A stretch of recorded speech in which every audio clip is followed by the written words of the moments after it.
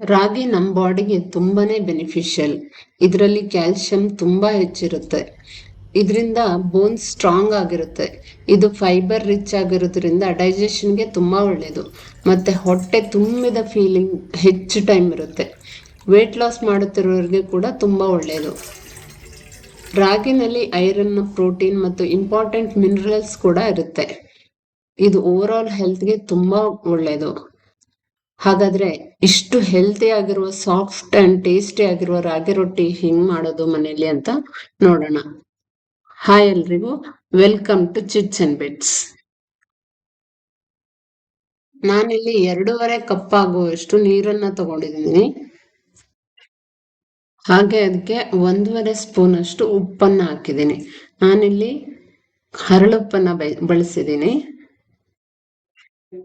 ಇದು ಸ್ವಲ್ಪ ಕುದಿಯೋದಕ್ಕೆ ಸ್ಟಾರ್ಟ್ ಆಗ್ಬೇಕು. ಇತ್ತೀಚೆಗೆ ಹೆಲ್ತ್ ಕಾನ್ಶಿಯಸ್ ಆಗಿರೋ ಎಲ್ಲರೂ ರಾಗಿಯನ್ನ ಡಯಟ್ ಅಲ್ಲಿ ಇನ್ಕ್ಲೂಡ್ ಮಾಡ್ತಿದ್ದಾರೆ. ಯಾಕೆಂದ್ರೆ ರಾಗಿಯಲ್ಲಿ ಅಷ್ಟು ಕ್ಯಾಲ್ಸಿಯಂ ಇದೆ. ಮತ್ತೆ ಈಗ ನಾನು ತೋರಿಸಿರೋ ತರ ಮಾಡಿದ್ರೆ ತುಂಬಾ ಹೆಲ್ದಿ ಆಗಿರುತ್ತೆ, ಟೇಸ್ಟಿ ಆಗೂ ಇರುತ್ತೆ. ಈಗಿಲ್ಲಿ ನೀರು ಕುದಿಯೋದಕ್ಕೆ ಸ್ಟಾರ್ಟ್ ಆಗಿದೆ. ಈಗ ಇದಕ್ಕೆ ಹಿಟ್ಟು ಹಾಕೊಳ್ಳೋಣ.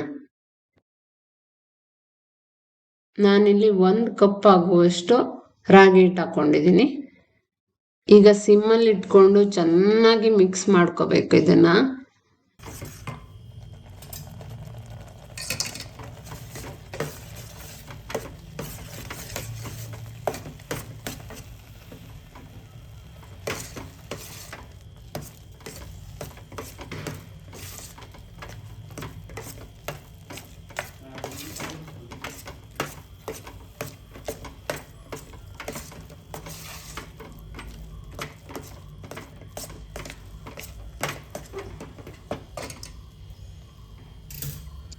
ಈ ಹದಕ್ಕೆ ಬಂದ್ಮೇಲೆ ಗ್ಯಾಸ್ ಆಫ್ ಮಾಡಿಬಿಟ್ಟು ಒಂದು 5 ಮಿನಿಟ್ಸು ಪ್ಲೇಟ್ ಮುಚ್ಚಿಡೋಣ.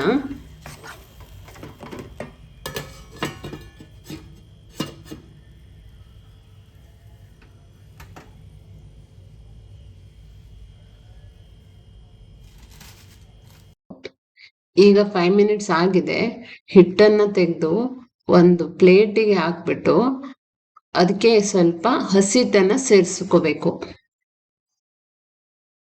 ನಾನಿಲ್ಲಿ ಮತ್ತೆ 1 ಕಪ್ ಹಿಟ್ಟನ್ನ ಹಾಕಿ ಚೆನ್ನಾಗಿ ನಾದ್ಕೋತಾ ಇದ್ದೀನಿ.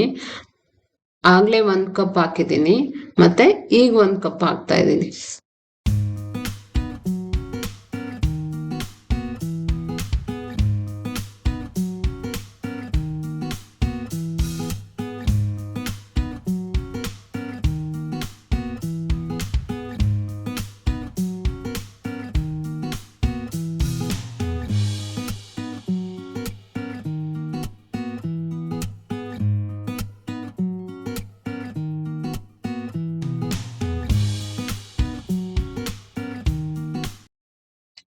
ನಾನು ಇದಕ್ಕೆ ಒಂದ್ ಸ್ವಲ್ಪ ಸಬ್ಬಸ್ಗೆ ಸೊಪ್ಪು, ಒಂದ್ ಸ್ವಲ್ಪ ಕೊತ್ತಂಬರಿ ಸೊಪ್ಪು, 1 ಈರುಳ್ಳಿ, 1 ಆಲೂಗಡ್ಡೆ, ಹಾಗೆ 1 ಸೌತೆಕಾಯಿ, ಸ್ವಲ್ಪ ಕರಿಬೇವು, ಹಸಿಮೆಣಸಿನ್ಕಾಯಿ ತಗೊಂಡಿದ್ದೀನಿ. ನಿಮ್ಗೆ ಬೇಕಂದ್ರೆ ಕ್ಯಾರೆಟ್ ಅಥವಾ ಇನ್ನ ಯಾವ್ದಾದ್ರು ತರಕಾರಿ ಬೇಕಂದ್ರೆ ಹಾಕೋಬಹುದು. ನಾನಿಲ್ಲಿ ರಾಗಿಯನ್ನ ಚೆನ್ನಾಗಿ ನಾದ್ಬಿಟ್ಟು ಅದಕ್ಕೆ ಈ ತರಕಾರಿ ಎಲ್ಲ ಮಿಕ್ಸ್ ಮಾಡ್ಕೊಂಡಿದ್ದೀನಿ. ರಾಗಿ ನಾದುವಾಗ ಮತ್ತೆ ನೀರ್ ಹಾಕೊಂಡು ನಾದ್ಬೇಡಿ, ಯಾಕೆಂದ್ರೆ ನೀವು ಸೌತೆಕಾಯಿ ಹಾಕಿದ್ರೆ ಅದು ನೀರ್ ಬಿಟ್ಕೊಳತ್ತೆ. ಸೊ ಅದು ಎಷ್ಟು ಗಟ್ಟಿ ಆಗುತ್ತೋ ಅಷ್ಟು ಗಟ್ಟಿ ಆದ್ಮೇಲೆ ಸೌತೆಕಾಯಿ ಸೇರ್ಸಿದ್ರೆ ಅದು ಕರೆಕ್ಟ್ ಆಗಿ 1 ಉಂಡೆ ಕಟ್ಟೋ ಹದಕ್ಕೆ ಬರುತ್ತೆ. ಇದಾದ್ಮೇಲೆ 1 ಬಟರ್ ಪೇಪರ್ಗೆ ಎಣ್ಣೆ ಹಚ್ಕೊಂಡು ರಾಗಿ ಉಂಡೆಯನ್ನ ಅದ್ರ ಮೇಲೆ ಇಟ್ಟು ಸ್ವಲ್ಪ ನೀರ್ ಕೈಗೆ ಹಚ್ಕೊಂಡ್ಬಿಟ್ಟು ಅದನ್ನ ಎಷ್ಟು ತೆಳ್ಳಗ್ ಬೇಕೋ ಅಷ್ಟು ತೆಳ್ಳಗೆ ತಟ್ಕೊಳ್ಳಿ. ನಾನಿಲ್ಲಿ ಕೈಯಲ್ಲಿ ತಟ್ಟು ತೋರಿಸ್ತಾ ಇದ್ದೀನಿ. ನೀವು ಬೇಕಂದ್ರೆ ರೋಟಿ ಮೇಕರ್ ಅಲ್ಲೂ ಪ್ರೆಸ್ ಮಾಡ್ಕೋಬಹುದು. ನೋಡಿ, ತುಂಬಾ ತೆಳ್ಳಗ್ ಮಾಡ್ಕೋಬಹುದು ಈ ತರ ಹದ ಬಂದ್ರೆ.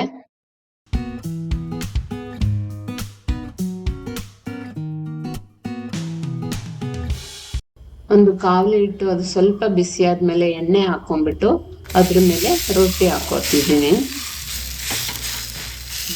ಹಾಗೆ ಅದ್ರ ಮೇಲೆ ಸ್ವಲ್ಪ ಎಣ್ಣೆ ಅಥವಾ ತುಪ್ಪವನ್ನು ಹಾಕಬಹುದು.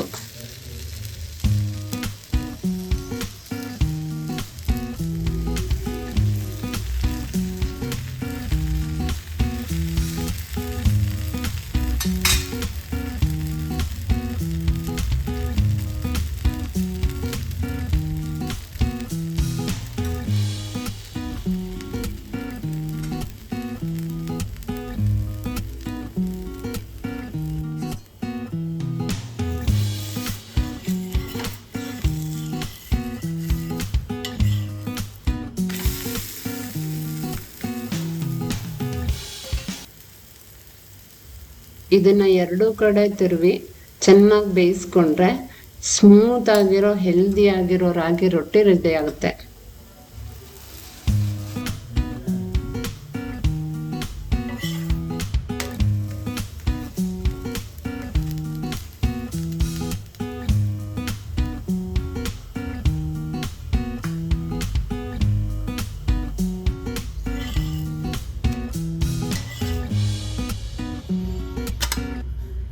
ನಾನಿಲ್ಲಿ ಸ್ವಲ್ಪ ಟೊಮೆಟೊ ಚಟ್ನಿ ಮತ್ತೆ ಸೌತೆಕಾಯಿ ಜೊತೆ ಸರ್ವ್ ಮಾಡಿದ್ದೀನಿ.